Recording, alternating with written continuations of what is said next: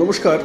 সাহিত্যের মণিমাণিক্যগুলি অনুষ্ঠানে গল্প বলার কথক ঠাকুর অডিও বুক ইউটিউব চ্যানেলে আজ শোনাব প্রখ্যাত ভ্রমণ সাহিত্যিক উমাপ্রসাদ মুখোপাধ্যায় বিরচিত নেপাল হিমালয় ভ্রমণ কাহিনী গোসাই কুণ্ড দ্বিতীয় পর্ব।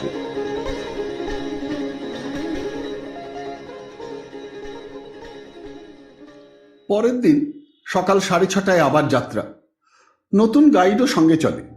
পরনে কোট, পায়জামা, মাথায় টুপি, দেখেই বোঝা যায় পোর্টার দুজনের চেয়ে অবস্থাপন্ন, চালাক, চতুর, স্ফূর্তিবাজু। নিজের মালপত্র কুলিদের ঘাড়েই চাপায়। গান গায়, হিন্দি জানে, আচার ব্যবহারেও আদব কায়দা রাখে। শেষ কিরণও হাসি ঠাট্টা করা, কথা বলার সঙ্গী পায়। তার গানের ধোঁয়া ধরে তাকে উৎসাহ দেয়। গ্রাম ছাড়িয়ে অনেকখানি সোজা পথ। দুদিন আগেও এই পথেই আসা। পাহাড়ের চড়াইয়ের নিচে পৌঁছে পুরনো পথের সঙ্গে ছাড়াছাড়ি। মালেমচি আসবার রাস্তা বাঁদিকে পড়ে থাকে, আমরা ডান দিকে পাহাড়ের গায়ে উঠতে থাকি। এতে নাকি পাহাড়ের মাথার উপর খানিকটা এগিয়ে গিয়ে পৌঁছানো যাবে। চড়াইয়ের মুখেই দেখা সুইস ইঞ্জিনিয়ারের সঙ্গে। পিছন থেকে এসে আমাদের ধরে। সঙ্গী তার মালেমচি গ্রামের এক শেরপা যুবক। সাহেব হাসি মুখে সুপ্রভাত জানায়। শেষ কিরণ হাত বাড়িয়ে কটা লজেন্স তার হাতে দেয়। আমাদের নতুন গাইডকে বলে, সাহেবের সঙ্গে ছোকরাকে বলে দাও যেন ভালোভাবে নিয়ে যায়। সাহেবকে বলে, তোমরা তো আজই পৌঁছে যাবে, কাল বিকেলে হ্রদের ধারে দেখা হবে। হাসি মুখে অফুরন্ত উৎসাহ নিয়ে সাহেব অক্লেশে চড়াই পথে উঠে চলে। দেখতে দেখতে গভীর বনের মধ্যে আঁকা বাঁকা পথের আড়ালে দ্রুতগামী মূর্তি দুটি অদৃশ্য হয়। আমরা উঠতে থাকি ধীর মন্থর গতিতে। নিবিড় বন, প্রকাণ্ড বড় বড় গাছের সমাবেশ, ডালে ডালে ঝুলে থাকা দীর্ঘ লতার জালে যেন বাঁধা। দিনের বেলায়ও থমথমে ভাব, আবছা আলো ছায়া, নিঝুম নিস্তব্ধ। মাঝে মাঝে হঠাৎ ঝিল্লির মুখর স্পন্দন ধ্বনি, কোথাও বা নেমে আসা পাহাড়ি ঝর্ণার অকস্মাৎ কলহাস্য। আড়াল থেকে হেসে উঠে আনমোনা বিদেশি পথিকের মনে চমক জাগায়। চমকে উঠি হাতে আঙুলের ফাঁকে রক্তরেখা দেখে। জোঁকের উপদ্রব বেশ, হাতের লাঠি বেয়েও ওঠে, গাছ থেকে মাথায় ঘাড়ে পড়ে, বুটের কোন ফাঁক দিয়ে মোজা ভেদ করে পায়ে আঁকড়ে ধরে, রক্ত খেয়ে ফুলে ওঠে। যখন টের পাওয়া যায় ততক্ষণে রক্তাক্ত দেহ যেন যুদ্ধক্ষেত্রে আহত সৈনিক। গায়ের গেঞ্জি, জামা, প্যান্ট, মোজা রক্তরাঙা হয়ে ওঠে। ভাবি, ফুলেও তো কীট থাকে। উঠেই চলি চড়াইয়ের পর চড়াই। প্রায় ঘন্টা দুই চলার পর পাহাড়ের মাথার কাছে পৌঁছই। বহু নিচে নদীর উপত্যকা, অদূরে তুষার শিখর, পাহাড়ের গায়ে লম্বা পাথরের ঘর, খানিকটা সমতল ভূমি। সেই খুপড়ির এক কোণে রান্না চাপে, অপরদিকে প্লাস্টিক বিছিয়ে বিশ্রাম নিই। ঘণ্টাখানেক পরে আবার যাত্রা, যেন পথ চলাই সারাদিনের কাজ, তাতেই আনন্দ। সামান্য বাকি চড়াইটুকু উঠতেই এই পাহাড়ের মাথা। স্থানের নাম শাওনেমুনি। মনে হয় 1012 ফুট উঁচু, গাছপালা শূন্য ময়দানের মতো একটা বড় চোরতেন স্তূপ। পাহাড়ের অপর দিকেও ঢালু গা, দুদিকের উপত্যকা একসঙ্গে দেখা যায়। এবার অপর দিকে নামা, সেই দিকে অল্প নিচে পাহাড়ের গায়ে অনেকগুলি পাথরের ঘরবাড়ি, ঝুপড়ি। মনে হয় এককালের গণ্ডগ্রাম, এখন জনশূন্য, খাঁ খাঁ করে। নাম থারেপট্টি। তাকিয়ে দেখি আর ভাবি, জীবন্ত প্রাণী আর তার মৃতদেহের মধ্যে যেমন বিরাট পার্থক্য, জনাকীর্ণ পল্লী এবং পরিত্যক্ত শূন্য বসতির মধ্যেও যেন তেমনি প্রভেদ। অন্তরে শ্মশান বৈরাগ্য জাগায়। সেই নির্জন নীরব গৃহগুলির পাশ দিয়ে নেমে চলি। পাথর বিছানো রাস্তা, কিছু দূর যেতেই আবার বন শুরু। বড় বড় গাছের ছায়াতলে উতরাই পথে নামতে কোনো ক্লান্তিবোধ নেই। মাঝে মাঝে বনের মধ্যে দু একটা ভাঙা ঝুপড়ি। কি কারণে, কবে, কার এখানে থাকবার প্রয়োজন হয়েছিল বুঝি না। পাহাড়ের গা দিয়ে এঁকে বেঁকে পথ ঘুরে চলে। বন ছাড়িয়ে এসে বিকেলে এক ঝর্ণার ধারে সাথীরা পিঠের বোঝা নামায়। এখনো বেলা রয়েছে। ভাবি, এরই মধ্যে থামলো কেন? আরো কিছু দূর এগোনো তো যেত। গাইড জানায়, এগোলে আর থাকার ভালো জায়গা মিলবে না, এখানে ওই গুম্ফার মধ্যে আজ রাত কাটানো। গুম্ফা? কই? তাকিয়ে দেখি পথের ওপর দিয়ে বয়ে যায় ঝর্ণার ধারা। পাথরে পাথরে পা রেখে জল ডিঙিয়ে পথ ছেড়ে পাশে সামান্য ওপরে উঠতেই পাহাড়ের কোলে প্রকাণ্ড চেটালো পাথর, যেন শান বাঁধানো চাতাল। তারই এক অংশের মাথার উপর হাত 4-5 উঁচুতে সাপের ফনার মতো ঝুলে থাকা আর একটা বড় পাথরের আচ্ছাদন। পাথরে গড়া এ যেন অনন্ত শয্যার রূপায়ণ। তারই তলায় আজ রাত কাটানো।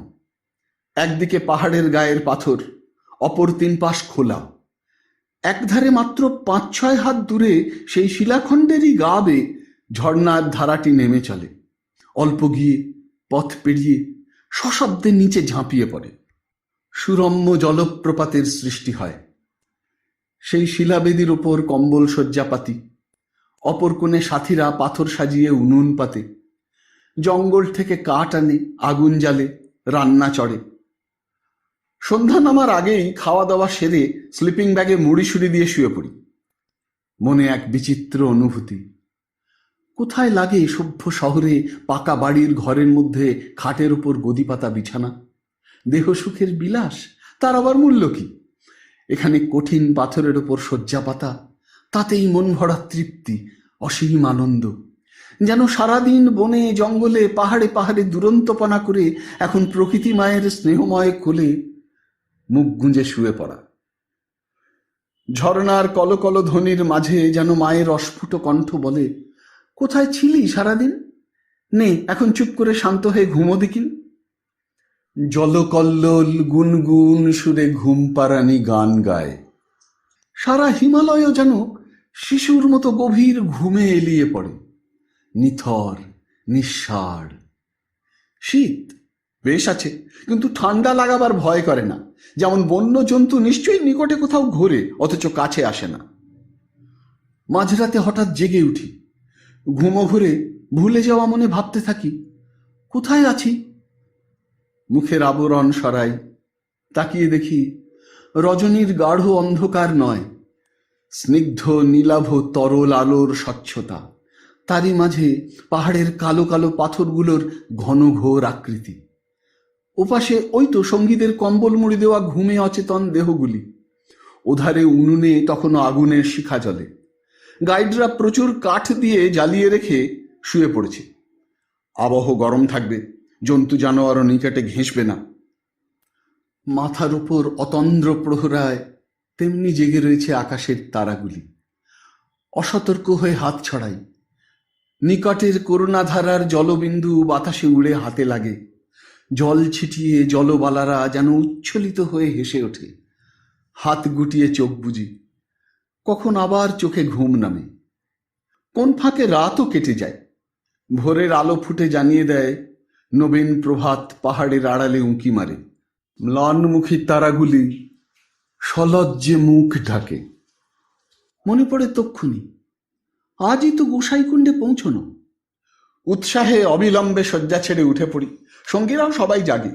আবার সজীবতা, চঞ্চলতা, তোড়জোড়, সাজগোজ। চা ও রুটি খেয়ে 6:30 আবার পথ চলা। সবজি ও রুটি সঙ্গেও রাখা হয়। দুপুরে পথে আজ আর রান্নার পাট নয়। পোর্টাররা কিছু শুকনো কাঠ সংগ্রহ করে, গোসাইকুণ্ডে ব্যবহারে লাগবে। এরপরে আর বড় গাছ পাওয়া যাবে না। পথ এখন খানিক নেমে চলে, বনভূমি অতিক্রম করে।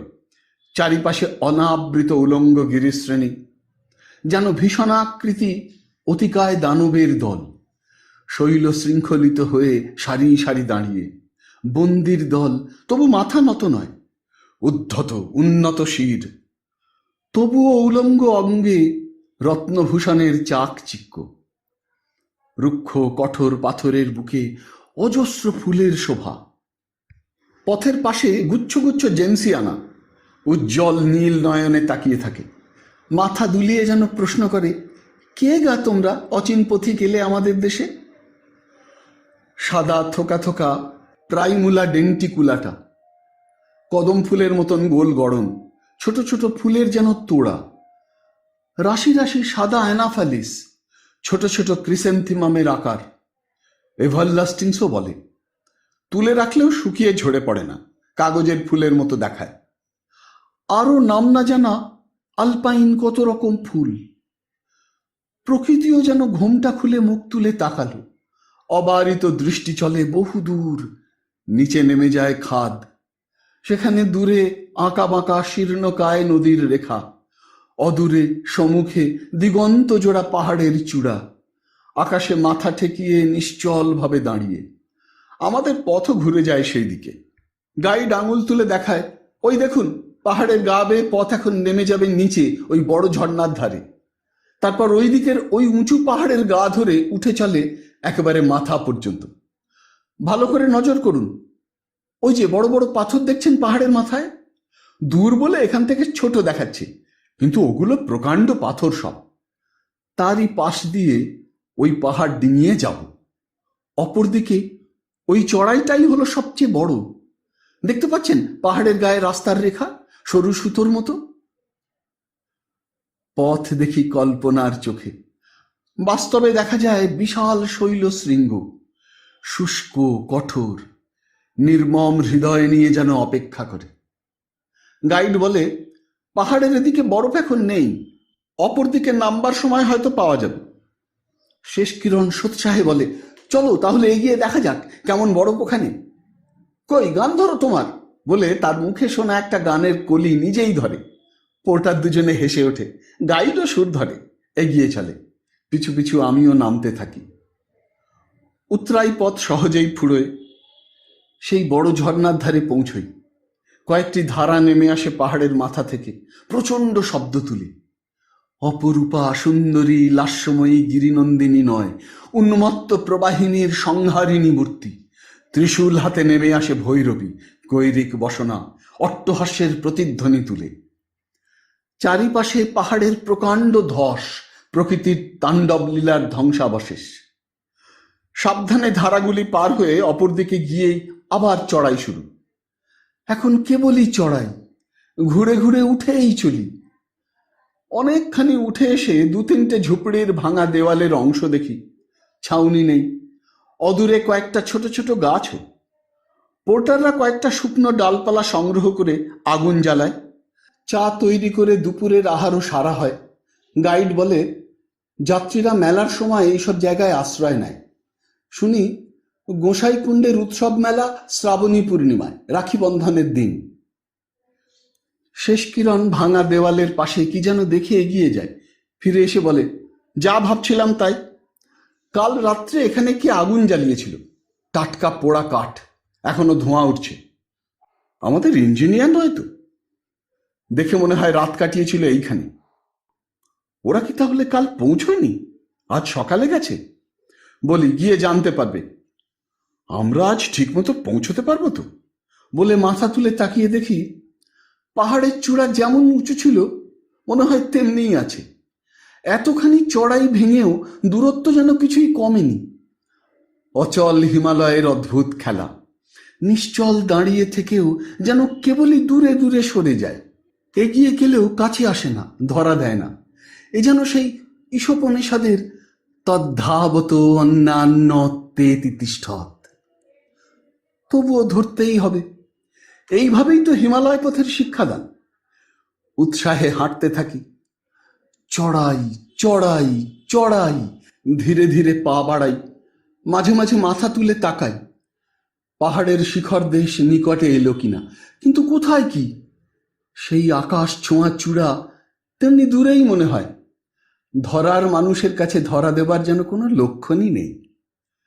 ভাবি আর উপরের দিকে তাকানো নয়, মাথা হেঁট করে চড়াই পথে চড়তেই থাকি। মন ভোলাবার খোরাকও মেলে। পথের আশপাশে ফুলের মেলা, ছোট বড় ঝর্ণার ধারা, গান গেয়ে নেমে চলে আপন মনে। মাঝে মাঝে সবুজ ঘাসে ছাওয়া এক টুকরো সমতল ভূমি, এখানে ওখানে ছড়ানো শিলাখণ্ড। গাইড বলে, পাহাড় কার্পেট বিছিয়ে দিয়েছে, বিশ্রাম নাও কিছুক্ষণ, সামনে এখনো খাড়া চড়াই বাকি। বাকি বলেই বেশিক্ষণ বসতে মন চায় না, উঠে আবার চলতে শুরু করি। আর চোখে উপরের দিকে দৃষ্টি ফেলি, এখনো ওই কত দূরে পাহাড়ের চূড়ো। একটা সাদা মেঘ আকাশে ভেসে এসে পাহাড়ের মাথায় ঠেকে, আবার উড়ে চলে।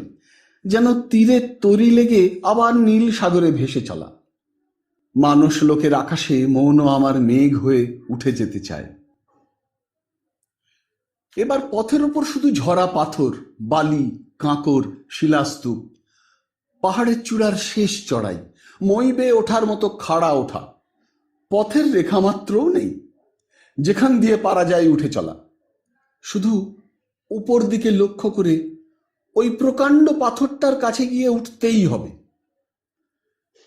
ধীরে ধীরে উঠলেও এতক্ষণে বুঝতে পারি দেহে অপরিসীম ক্লান্তি নেমেছে। পা দুটো যেন লোহার মুগুরের মতো অতি ভারী। বুকের মধ্যে কে যেন হাতুড়ি পেটে। মাথার ভেতরও কেমন যেন ঝিমঝিম করে। চোখে জ্বালা জাগে, গলা শুকনো কাঠ। জানা আছে সবই পাহাড়ের উচ্চতা, অল্টিটিউডের প্রভাবজনিত, অথচ মনে হয় না 1015 ফুটের বেশি ওপরে উঠে এসেছি। আমার কাছে এ উচ্চতা নতুন নয়। এমন উঁচুতে উঠে আগে তো কখনো এতখানি অস্বাভাবিক বোধ হয়নি। তখনই মনে পড়ে, হিসেবে ভুল আমারই। সে আমিও তো আর নেই। বছরের পর বছর এগিয়ে চলে মানুষের বয়সও তো বাড়ে, শক্তিও কমে। এতদিনে পাহাড় মনে করিয়ে দেয় বয়সেরও ধর্ম আছে, সে ধর্ম মেনে চলাই উচিত। তবু মনের বল হারাই না, বিশ্বাস রাখি হিমালয়ের অশেষ করুণা পথের শেষে পৌঁছে দেবেই, দেনও তাই। নিবিষ্ট মনে অতি ধীরে পা ফেলে এগোতে থাকি। মনে হয় কোথা থেকে কে যেন এসে অলক্ষ্যে হাত ধরে নিয়ে চলেন। মনে প্রাণে নিজেকে সঁপে দিই তাঁরই হাতে। হঠাৎ দেখি পৌঁছে গেছি পাহাড়ের মাথায়। অনেকখানি সমতল ভূমি, ছড়ানো শিলাস্তূপ, তিব্বতী পতাকা, চোরতেন স্তূপ। গাইড ও পোর্টাররা ক্যারিনের পাথর সাজায়। প্রচণ্ড বাতাস কে যেন শ্রান্ত দেহে সজোরে শীতল বাজন করে। আহ, কি তৃপ্তি, মন ভরা অসীম আনন্দ। কি জানি কেন দু চোখ বেয়ে জলধারা নামে, হৃদয় ভরে প্রণতি জানায়। কাকে তাও কি জানি। শেষ কিরণের ডাকে চমক ভাঙে, চেঁচিয়ে ডাকে, এগিয়ে আসুন, এইদিকে, নিচে হ্রদ দেখা যায়। পা ফেলতে দেখি, এ কি, কোথায় গেল দেহের সেই ক্লান্তি ও অবসাদ? হিমালয় পথের ক্ষণস্থায়ী শারীরিক গ্লানি হিমালয়ই নিজ হাতে যেন মুছে দেন। এই যেন অগ্নি পরীক্ষা নিয়ে বিশুদ্ধ করা। নবীন উৎসাহে এগিয়ে যাই। পাশের নাম শুনি, বাল্মোসিসা। 1015 ফুটের কাছাকাছি উঁচু হবে। ওদিকে পাহাড়ের ঢালু গা, কিছু নিচে পাহাড়ের কোলে বিশাল হ্রদ। স্বচ্ছ নীল জল টলমল করে। হ্রদের অপর দিকে স্তরে স্তরে গিরিশ্রেণী, দূরে তুষার শুভ্র শৈলশিখর।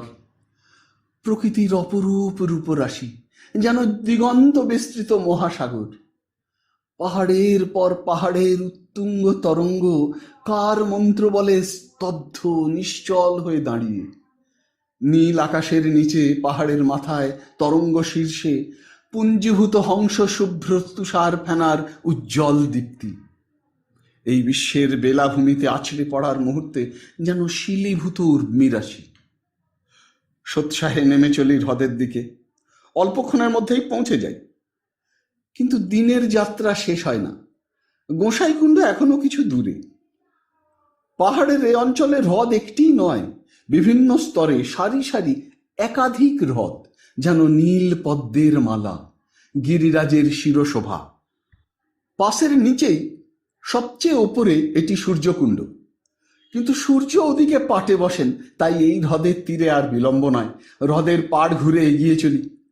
খানিক যেতেই নিচে অপর আর এক হ্রদ দেখা যায়। পাহাড়ের গা বেয়ে সেখানে নামি। আবার এগিয়ে গিয়ে আরও নিচে আর এক স্তরে আরও হ্রদ, সেটিও পাশে রেখে এগিয়ে চলা। আবার নিচে আর এক হ্রদ। এই যেন হ্রদেরই রাজ্য।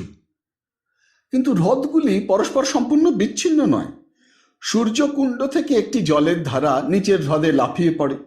সে হ্রদ থেকেও আর এক জলস্রোত আরও নিচে হ্রদের বুকে ঝাঁপায়। এইভাবে সব হ্রদগুলোই জলধারার একই সূত্রে যেন গাঁথা। হ্রদগুলির স্বতন্ত্র নামও আছে। সরস্বতী কুণ্ড, রক্তকুণ্ড, দুধকুণ্ড, নাগকুণ্ড, ভৈরব কুণ্ড ইত্যাদি। চতুর্থ হ্রদটি সর্বপ্রধান, গোসাই কুণ্ড, সবচেয়ে বৃহৎ আকার। গোসাই কুণ্ডের তীরের পাহাড়ের ওপর যখন পৌঁছই, নিচে বহু দূরে হ্রদের অপর কোণে ধর্মশালার ঘরখানি ছোট্ট দেখায়। কোথাও গাছপালা নেই, শুধু পাহাড়, পাথর আর হ্রদের সুনির্মল স্বচ্ছ জলরাশি।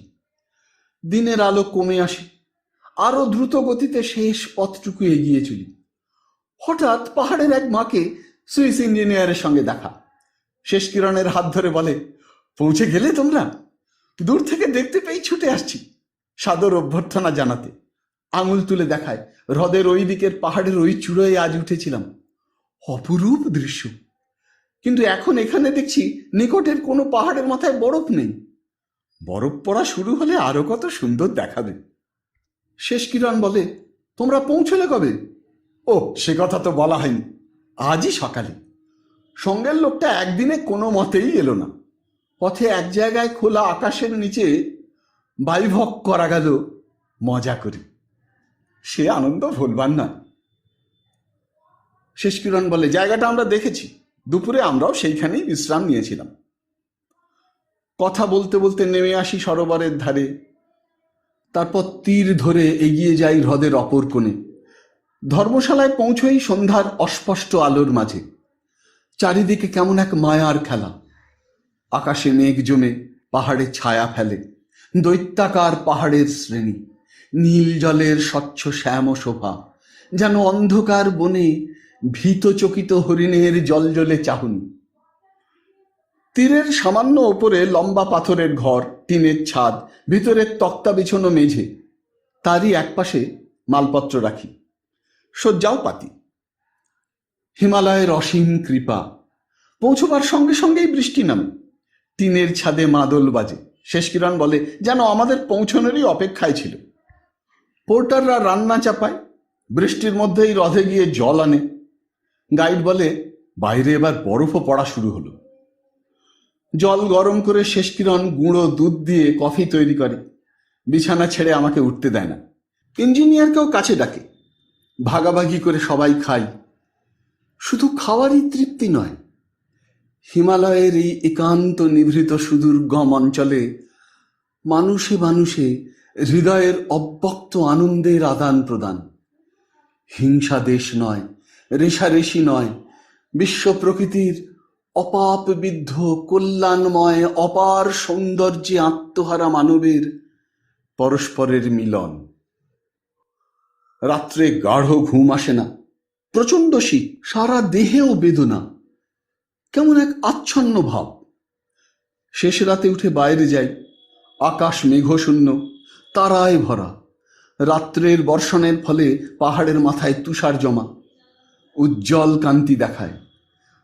পাহাড়ের মাথার কাছে বোধহয় ত্রয়োদশেরই এক ফালি চাঁদ দেখায়, যেন চন্দ্রমৌলি দেবাদিদেব মহাদেব কপালে বিভূতির প্রলেপ মেখে গভীর ধ্যানাসীন। অদূরে ঘন নীল কাঁচের মতো হ্রদের স্বচ্ছ বাড়িরাশি, জলের বুকে পাহাড়ের প্রতিবিম্ব দোলে। আকাশের চাঁদ ও তারার দলও সেই জল মুকুরে আপন ছায়া দেখে। মনে হয় ক্ষীরোদ সাগরে অনন্ত শয়নে শ্রীবিষ্ণু নন, স্বয়ং শিব সুন্দর। তন্ময় হয়ে দেখি। তখনই স্মরণে আসে, ঠিকই তো, এই হ্রদের কিংবদন্তীও শিবকেই কেন্দ্র করে তো। সমুদ্র মন্থনে উত্থিত গরল পান করে শিবেরও কণ্ঠে জ্বালা ধরে। ত্রিশূল দিয়ে তিনি হিমগিরির শৈল বুকে আঘাত হানেন। তখনই এই বিশাল হ্রদের সৃষ্টি হয়। সরোবরের হিম শীতল জলে নীলকণ্ঠ বিষজর্জর দেহের প্রদাহ জুড়ান। সেই বাড়ি শয্যায় শায়িত থাকেন। সেই কারণেই এই হ্রদের নামকরণও গোসাই কুণ্ড। গোস্বামী, জগদীশ্বর, বড় গোসাই শিবেরই নাম। সারা উত্তর ভারতে এ নামের বহু প্রচলনও, বিশেষত বাংলাদেশে। উত্তর ভারত ও বঙ্গদেশের সঙ্গে তিব্বত ও নেপালের দীর্ঘকালের সংযোগ। নেপালেও এই গোসাই নামের প্রচার আশ্চর্য কি। ভাবি, কি জানি হয়তো বাঙালি অতীশ শ্রীজ্ঞান দীপঙ্করেরই দেওয়া। তিনি তো নেপালের মধ্যে দিয়েই তিব্বতে যান। অতীশ দীপঙ্করের জীবন যেমন পরম আশ্চর্যময়, তেমনি ধর্মোজ্জ্বল। আমরা আর ঘুরি কতটুকু। তিনি ছিলেন মহাসমুদ্র, আমরা গোষ্পদ। বিশেষজ্ঞদের মতে 982 খ্রিস্টাব্দে গৌড়ের রাজবংশে তাঁর জন্ম, ঢাকা বিক্রমপুরের নিকটে। 31 বছর বয়সে তিনি বৌদ্ধ ভিক্ষু হন। কোথায় সেই সুদূর প্রাচ্যে সুবর্ণদ্বীপ, সুমাত্রা, সমুদ্রপথে সেখানে চলে যান সুপ্রসিদ্ধ আচার্য ধর্মকীর্তির নিকট ধর্মশিক্ষা নিতে। 12 বছর সেখানে কাটান। সুবর্ণদ্বীপ থেকে ফেরবার পথে তাম্রদ্বীপে সিংহলেও নামেন। তারপর বজ্রাসানে বুদ্ধগয়ায় এসে থাকেন। রাজা মহিপাল বিক্রমশিলায় তাকে আমন্ত্রণ করে আনেন। বাঙালি অতীশের তখন নাম হয়েছে শ্রীজ্ঞান দীপঙ্কর। সেইখানে বাসকালে পশ্চিম তিব্বতে গুঘের রাজা ইয়েসেস অড বারবার দীপঙ্করকে নিমন্ত্রণ জানান তিব্বতে আসার জন্য। দীপঙ্কর যাত্রা করেন। 1042 খ্রিস্টাব্দে নেপালের মধ্যে দিয়ে তাঁর তিব্বতে প্রবেশ। সেখানে মানস সরোবরে তর্পণ ও শ্রীকৈলাস দর্শন করেন। পশ্চিম তিব্বতের সুপ্রাচীন থোলিং মঠে গিয়ে থাকেন। বিশুদ্ধ মহাযান বৌদ্ধ ধর্মের প্রচারে তিনি আত্মনিয়োগ করেন। তিব্বতের বহু স্থানে পরিভ্রমণ করেন। 1054 খ্রিস্টাব্দে লাসা শহরের নিকটে তাঁর দেহাবসান হয়। এই বাঙালি দীপঙ্করেরই প্রচারিত ধর্মের সূত্র ধরে পরবর্তীকালে তিব্বতে গেলুপা, যাদের ইয়োলো রবড এই নামেও ডাকা হয়, সেই লামা সম্প্রদায়ের প্রবর্তন হয়। দালাই লামার প্রতিষ্ঠা ও তাঁর অসীম প্রভাব প্রতিপত্তিও এই সম্প্রদায়েরই মূলে। 1000 বছর আগে বাঙালির সে এক অমর কীর্তি কাহিনী। গোসাইকুণ্ডের তীরে বসে সেই সব কথাই মনে পড়ে। হ্রদ থেকে উৎপন্ন নদীর জলধারার নাম হয় ত্রিশূলী। শিবের হাতের ত্রিশূলের আঘাতে সৃষ্ট হ্রদ থেকে জন্ম বলে। ত্রিশূলী গণ্ডকের এও এক উৎসমুখ। সকালের আলো ফোটে, শেষ কিরণ যায় নিকটের গিরি শিখরে, ফিরে এসে বলে, ওপর থেকে অপূর্ব দৃশ্য। Ganesh Himal 24,299 foot, লাংটং Himal 23,771 foot, Dorje Lakpa 22,929 foot. এইসব চূড়াগুলি সামনেই, যেন হাতের নাগালেই। ঘুরে বেড়াই হ্রদের ধারে। তীর্থস্থান, তবু কোনো মন্দির নেই। ধর্মশালার নিকটে হ্রদের একটু ওপরে পাথর সাজিয়ে গাঁথা বেদি, তারই মাঝখানে মুক্ত আকাশের নিচে শিবলিঙ্গ। পিছনে কয়টা কাঠের খুঁটি, রঙিন ধ্বজা ওড়ে। প্রশস্ত হ্রদ, ডিম্বাকার। নেপালের টুরিস্ট দপ্তরে লেখে 14,374 ফুট উঁচুতে, কাঠমান্ডু থেকে প্রায় 45 মাইল দূরে, হেলমু থেকে মাইল 15। হ্রদের দীর্ঘতা মাইল খানেক প্রায় হবে, প্রস্থে হয়তো আধ মাইল। হ্রদের তীরে বসি। চারিদিক শান্ত স্তব্ধ, যেন পটে আঁকা চিত্র। স্বচ্ছ জলে প্রভাতের আলো ঝিকমিক করে। দেখে মনে হয় হ্রদ তো নয়, এ যেন ধরিত্রী মাতার উন্মিলিত নীলাভ নয়ন। নির্নিমেষ তাকিয়ে থাকেন ওই মেঘহীন সুনীল আকাশ পানে। কি অপরূপ স্নেহভরা মধুর চাহনি। মনে পড়ে মনীষী হেনরি ডেভিড থোরাওয়ের উক্তি। এক সরোবরের রূপ বর্ণনা দিতে লেখেন, "The landscape's most beautiful and expressive feature. It is Earth's eye, looking into which the beholder measures the depth of his own nature." কথাগুলির নিহিতার্থ মর্মে মর্মে উপলব্ধি করি। নিশ্চিন্ত মনে নিঃসংকোচে সেই মঙ্গলময় সৃষ্টির মাঝে নিজেকে ধরা দিই। সীমাহীন অপার্থিব আনন্দে মন ভরে ওঠে। হঠাৎ মেঘ উড়ে আসে, সামান্য তুষারপাত হয়। কিছু পরে আবার আকাশ মেঘশূন্য, রৌদ্রদীপ্ত। শেষ কিরণ আসে গামছা কাপড় হাতে, বলে, আসুন স্নান করে নি। হ্রদের জলে গা হাত পা মুছি, মাথায়ও দিই। দেহে মনে পরিতৃপ্তি আনে। দিনের আহার শেষ করে 10:30টায় আবার যাত্রা শুরু হয় নতুন পথে। ইঞ্জিনিয়ার ফিরে চলে যে পথে এসেছিল সেই পথ ধরে। বিদায় নেবার সময় বলে যায়, আবার হয়তো দেখা হবে হিমালয়ের কোনোখানে, নিশ্চয়ই আসবো আবার ফিরে। শুনে হাসি, ভাবি সে কি দেখতে এসে কি বা পেয়ে গেল যার দুর্বার আকর্ষণে আবার এই হিমালয়ে আসতে চায়?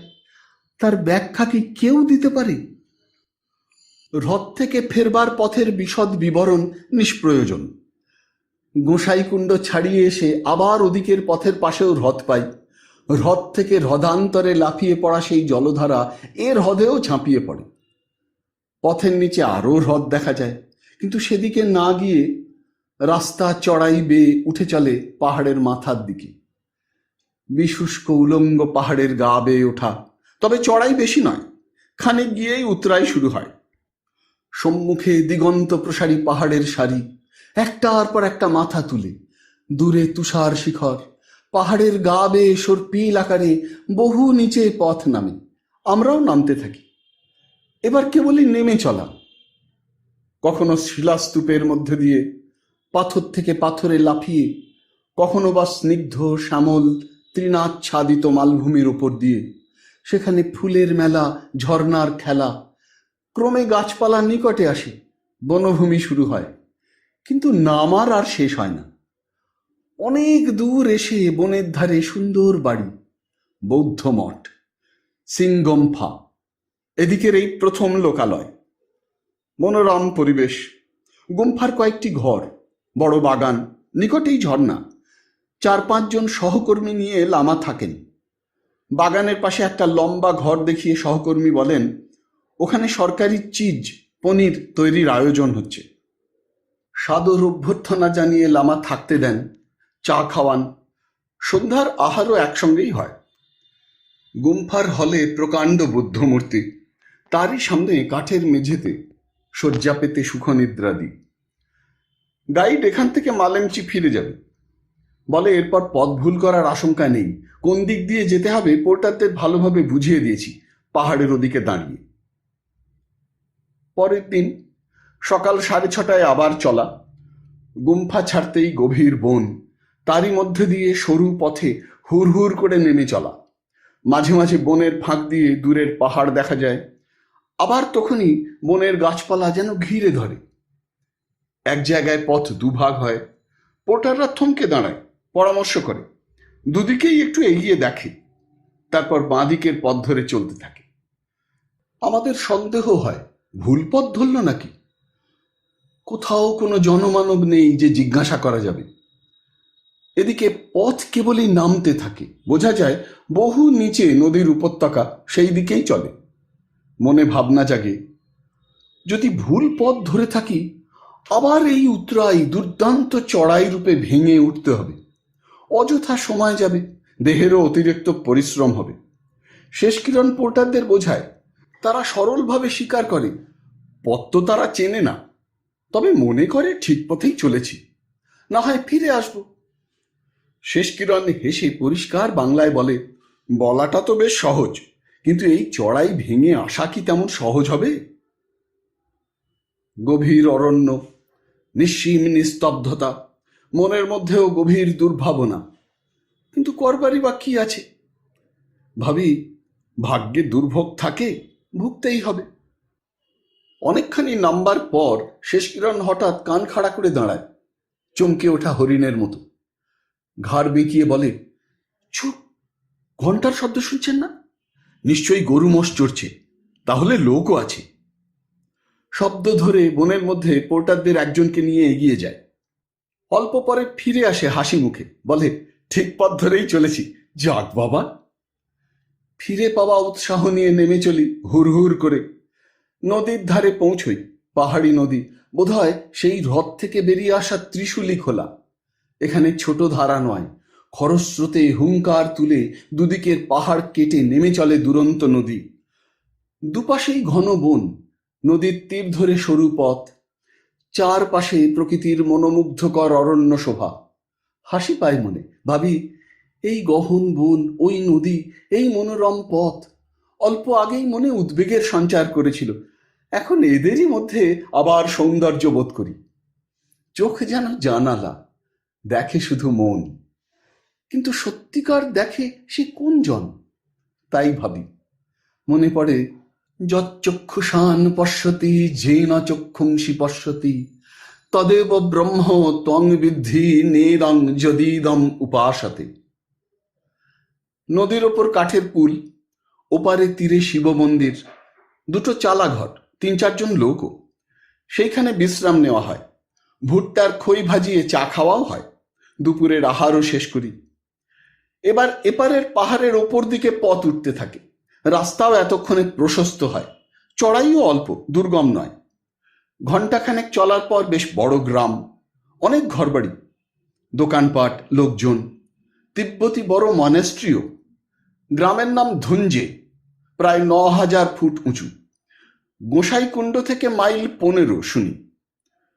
সম্মুখের পাহাড়ের গায়ে আর একটা রাস্তা দেখা যায়, লাংটাং যাবার ওই পথ। গ্রামে আর দাঁড়াই না, আজ সারাদিনই পথ চলার বাসনা।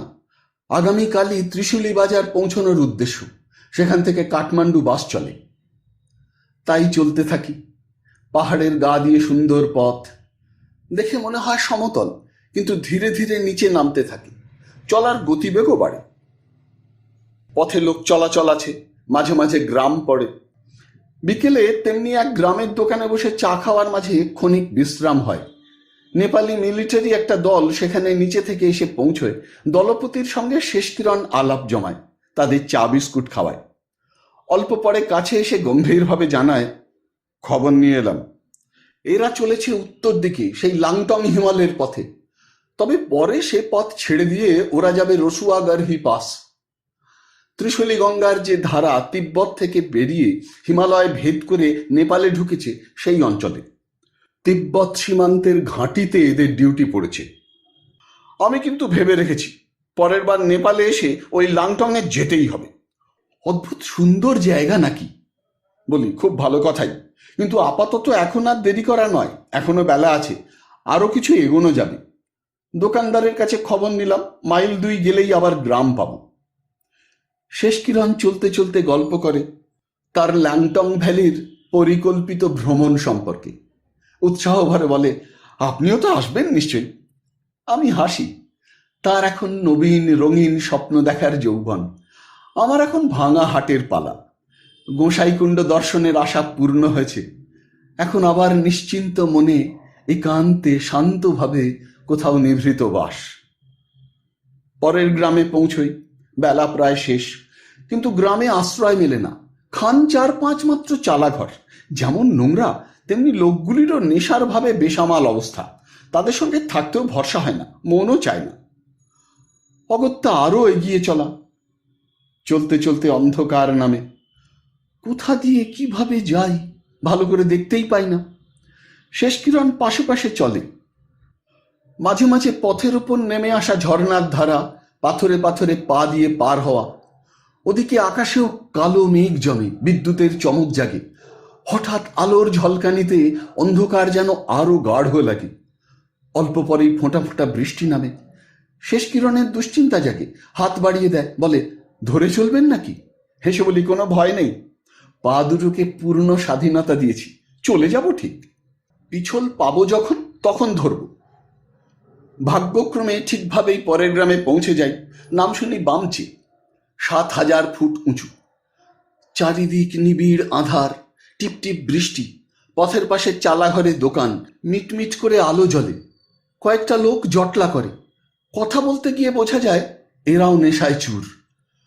বহু নিচে দূরে ত্রিশূলী বাজার শহরের বিজুলি আলো অন্ধকারের বুকে জোনাকির মতো জ্বলে, দেখে মনে কিসের যেন আশা জাগে। পথের খানিক ওপরে একটা দোতলা বাড়ির ওপর তলায় প্রকাণ্ড খালি ঘরে থাকবার ব্যবস্থা কোনো রকমে করা হয়। ওপরে টিনের ছাদ। ঘরে ঢুকে মালপত্র খোলবার আগেই মুষলধারে বৃষ্টি নামে, টিনের ওপর প্রচণ্ড শব্দ তোলে। শেষকিরণ হেসে বলে, শুনছেন বৃষ্টির ধারাগুলো কি বলছে? খুব পালিয়ে এসেছ ঘরের মধ্যে, ধরতে পারলাম না পথে, একটুর জন্য বেঁচে গেলে। বলি, সত্যি তাই, এ দুর্যোগ পথে নামলে অন্ধকারে হয়েছিল আর কি। পরের দিন ভোরে আকাশ পরিষ্কার, দিগন্ত তখন হাসেন। গতকালের দুর্যোগ দুঃস্বপ্নের মতো মনে পড়ে। আনন্দে উৎসাহে পথ চলা আবার আজই হাঁটা পথের সমাপ্তি। আবার একটানা নেমে চলা, পথ প্রশস্ত, কখনো সহজ সরল, কোথাও বা ভাঙা পাথর বিছানো, সেখানে চলার ব্যাঘাতও জাগায়।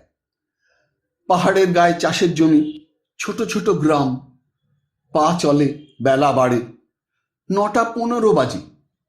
পথের ধারে গ্রামের দোকান। শেষকিরণ বলে, 1 কাপ করে চা খাওয়া যাক। দোকানে ঢুকে উনুনের নিকটে তৈরি ভাত ডাল দেখে মত বদলায়, বলে দুপুরের খাওয়াটাই সেরে নিলে হয়, দইও রয়েছে দেখছি। বলি, বুদ্ধিমানেরই মতো কথা। ঘরের নিকটেই ঝর্ণা। কাক স্নান সেরে খাওয়া দাওয়া, ক্ষণিক বিশ্রাম করে আবার প্রস্তুত। এখান থেকে সোজা ত্রিশুলি বাজার, হাঁটার পর্ব শেষ। কিন্তু পাহাড়ে হাঁটার আশা আকাঙ্ক্ষা ও আগ্রহের সমাপ্তি নয়। দোকানের পাশের আর এক ঘরে বিদেশি 3 মূর্তি, টুরিস্ট রুকস্যাক আদি পিঠে ঝুলিয়ে ওঠে। শেষকিরণ যথারীতি তখনই খোঁজখবর নিতে যায়। আমেরিকান পিস কোরের লোক চলেছে লাংটং ভ্যালিতে, সঙ্গে শেরপা পোর্টার আছে। শেষকিরণ বলে, খাসা আছে। কাঠমান্ডুতে কি করে জানি না, তবে হিমালয়ে ঘোরবার সুযোগ পায় খুব। মনে থাকে জানো, লাংটংয়ে আমাদেরও নিশ্চয়ই আসতেই হবে, দেরি নয়, আসছে বছরই। আবার যাত্রা, কেবলই নামাও। অবশেষে উতরাই পথের শেষ হয়। প্রকাণ্ড গ্রাম, পাশেই সুন্দরী গিরি নদী, নামও অতি সুন্দর, বেত্রবতী। গ্রামেরও নাম তাই। নিকটেই ত্রিশুলি বেত্রবতী সঙ্গম। বেত্রবতীর ওপর বড় পুল, পার হয়ে গ্রামের আরো বড় ঘরবাড়ি, দোকানপাট। একটা জিপ দাঁড়িয়ে, ক্ষণিক বিশ্রাম নিয়ে বাকি পথ শেষ করার আগ্রহে এগিয়ে চলি। ত্রিশুলি নদীর তীর দিয়ে সোজা পথ, স্বচ্ছন্দ গতিতে চলতে থাকি। ত্রিশুলি বাজার এখান থেকে মাত্র 4 মাইল। তবুও পথ শেষ হতেই চায় না। যাত্রা সাঙ্গ করার আকুল আগ্রহ যেন পথের শেষ প্রান্তটিকে কেবলই দূরে দূরে ঠেলে রাখে। বিকেল 5:30টায় ত্রিশুলি বাজারে এসে পৌঁছই। পাহাড় ঘেরা নদীর ওপর ছোট শহর, 3000 ফুট উঁচুতে। আজ আর বাস নেই। রাত্রিবাসে আস্তানার সন্ধান করি। পাহাড়ি শহরের আবহাওয়া, লোকজনের ভিড়, হোটেলগুলি অপরিচ্ছন্ন। হঠাৎ নদীর পুলের ওপর সামনাসামনি দেখা হয় ভারতীয় এক তরুণের সঙ্গে। নিজে থেকে এসে জিজ্ঞাসা করে, কোথা থেকে আসছি, কোথায় চলেছি। ডেরার খোঁজে শুনে আগ্রহে আমন্ত্রণ জানায়, চলুন আমার কোয়ার্টার্সে। জানেন নিশ্চয়ই, ত্রিশুলি বাজারের প্রসিদ্ধি এখানকার হাইড্রো ইলেকট্রিক প্রজেক্টের জন্য। আমাদের ভারত সরকারের সহযোগিতায় এই পরিকল্পনা। এখন চালু হয়ে গেছে, তবু কয়েকজন ভারতীয় এখনো আমরা এখানে রয়েছি। বাঙালিও আছেন 2-4 জন। ওই পাহাড়ের ওপরে যে ঘরবাড়ি দেখছেন, ওই আমাদের আস্তানা। সামান্য চাকরি করি। আমার বাংলোতে 2খানা মাত্র ঘর। আমার এক বন্ধু এখানকার স্কুলে পড়ায়, সে আর আমি দুজনে থাকি। আপনাদের একটা ঘর ছেড়ে দেবো, 1 রাত্রিরের তো ব্যাপার। কষ্ট হবে হয়তো আপনাদের, তাহলেও চলুন। কোথায় হোটেলে উঠবেন? একরকম জোর করেই নিয়ে চলে।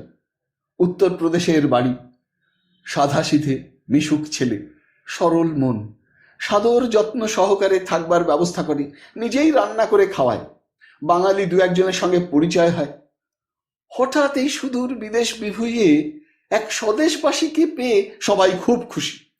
আমাদেরও মনে হয় যেন আপনজন। মাস্টারমশাই বাড়ি ফেরেন সন্ধ্যার পরে। পরিচয় হতে নাম শুনেই বলেন, আশ্চর্য, আজই তো একটা হিন্দি বইয়ে এই নামটা পেয়েছি। আমি তখন বলি, হিন্দি বইয়ে আমার নাম? ভুল করছেন নিশ্চয়ই। তিনি তার বিছানার ওপর বালিশের তলা থেকে বইটা বার করেন। মলাটটা চোখে পড়তেই চিনতে পারি। নিমেষে সব কথা মনে পড়ে। অনেক দিন আগেকার এক ছোট্ট ঘটনা, অতি সামান্য ব্যাপার। কলকাতাবাসী এক রাজস্থানী ভদ্রলোক গঙ্গোত্রী যমুনোত্রী তীর্থ থেকে ফিরে এসে হিন্দিতে এক বই লেখেন। কয়েকটা ফটো আমার কাছ থেকে নিয়ে তাতে ছাপান। বইয়ের মুখবন্ধে তাই প্রাপ্তিস্বীকার উক্তি। মাস্টারজি নামটা দেখিয়ে বলেন, এই তো আপনারই নাম, আজই পড়েছি, মনে থাকবে না? বলি, শিক্ষকতা করেন তা তো থাকবেই, কিন্তু অবাক হচ্ছি এই অদ্ভুত যোগাযোগে।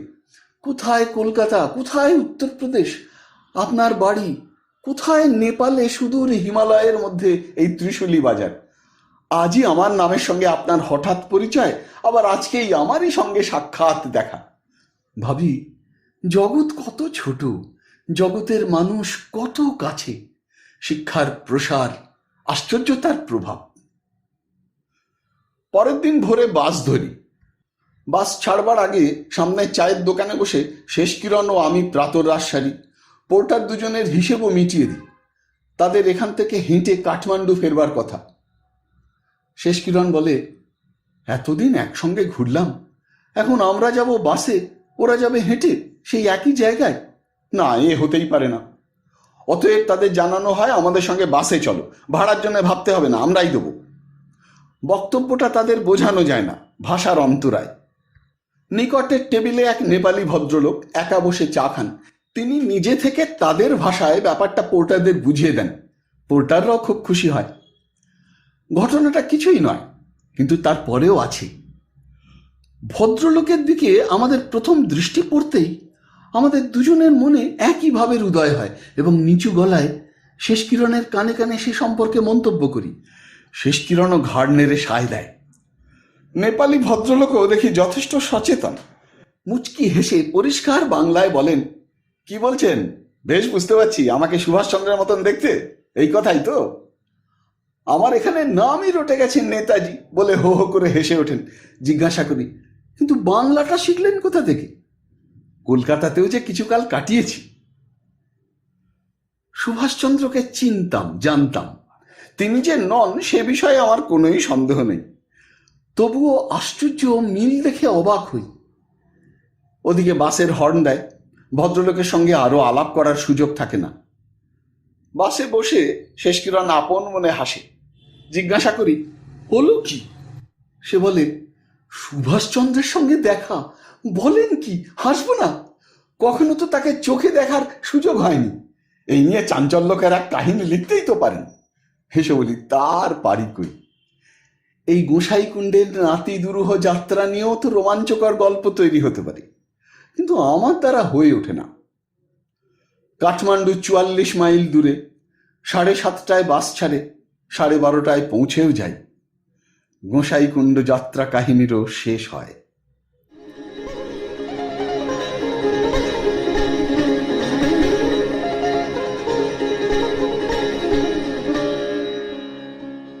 শুনলেন প্রখ্যাত ভ্রমণ সাহিত্যিক উমাপ্রসাদ মুখোপাধ্যায় বিরচিত নেপাল হিমালয় ভ্রমণ কাহিনী গোসাইকুণ্ড দ্বিতীয় পর্ব।